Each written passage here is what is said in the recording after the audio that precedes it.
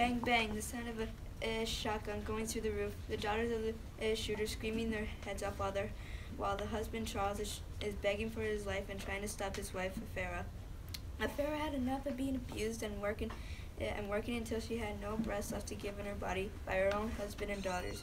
The girls were hiding in the corner of the basement while she hears ifera reload her gun. As soon as they think they're safe, bang! One bullet went through both of them. ifera finds a way to make the crime on Charles by putting Charles' fingerprints on the gun, then grabs his hand so she pulls the gun on herself, but she was holding her youngest daughter's doll. 70 years later, in the 2000s, a new family of two moved into the mansion. The mansion's paint is coming off bit by bit, mold slowly coming off, and rodents running in and out of the house. A single mother named Dawn Murray and her 12-year-old daughter named Skylar are the new owners of the house. Dawn has long brown hair, green eyes, and she is 38 years old and looks very young. Skylar has short brown hair, green eyes, and loves her father deeply. Her dad, Roger, was in the army, but unfortunately was shot in the chest. Dawn and Skylar moved into the mansion because Roger always loved going to the mansion after school when he was little, and always talked about it. When Roger finally had enough money to buy the mansion, he went into the army but never got to live in it because he was shot. When they start unpacking their stuff, Skylar puts all the house decorations in the basement. She finds a box and starts getting curious about what's inside the box. So she looked inside of the box and found the doll sitting on a picture book that said ifera. So she looked in the book, then Skylar opened the picture book and saw pictures of the old family. Since she didn't know the people, so she put it back, left with the doll, which was the doll that ifera's spirit went into.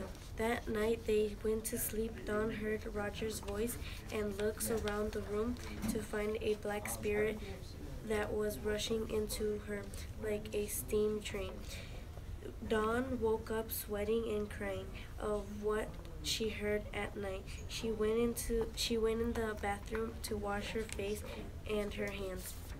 She looked at her wrist and it looked like someone was grabbing her. It looked like someone had burned her. Dawn and Skylar screamed at the same time. They both ran to the bathroom and said that at the same time that someone burned their wrist. They both started freaking out. Then Dawn and Skylar saw a shadow figure go through the hallways. Dawn grabs a baseball bat while Skylar is right behind her. They go down into the basement and turn on the light, then saw nothing but the picture book. The picture book was in the corner. Eventually they saw nothing, so they went back to sleep. Skylar takes the picture book back to her room.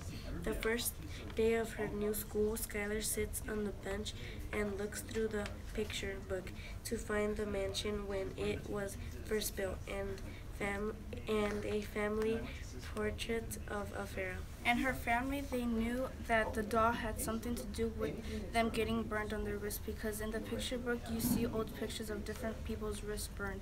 The next day Dawn went to work and Skylar stayed home. Dawn got in the car. She heard that someone was calling her on the phone, but when Dawn saw her phone to see who was calling her, it was Roger's phone number. She was confused, but she answered it.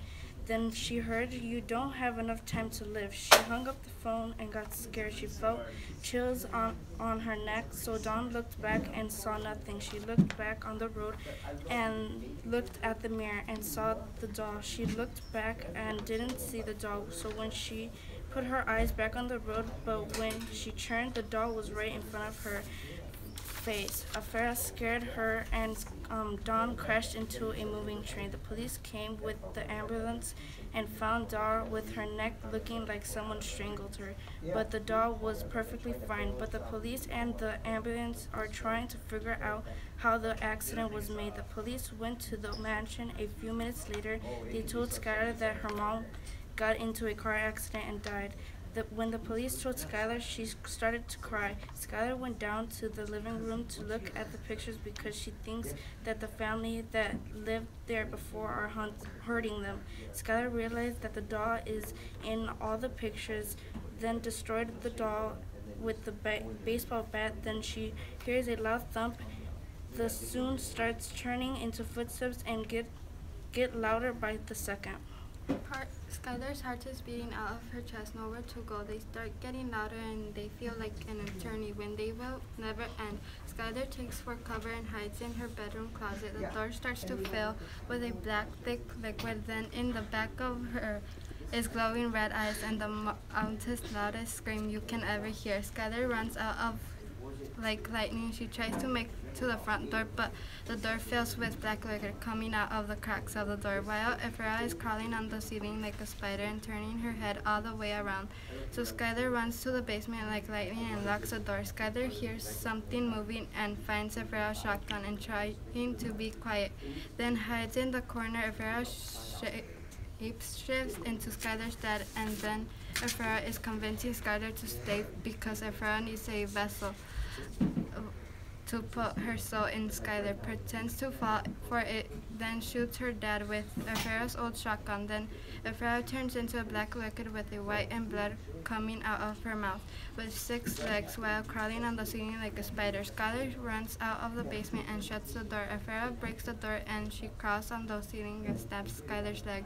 Skylar tries with all of her strength to the door and makes it out alive and immediately calls the police. Now since Skylar moved to New York with her aunt and uncle, she is a lot happier and calm now that she goes to church every Sunday and doesn't have all of the bad feelings in her. Later in her life, she saw the doll again, but somehow it's new again. A year later, a new shop opened that was selling different kinds of dolls. The owner said there was a doll named ifera looking at him, and he started to get worried about the doll. Looking at him, it was getting late, so he had to close the shop. He got into the car and he looked behind him because he felt chills. Then he started to dive. The doll was sitting in the back seat, smiling. They never saw the shop owner again. The end.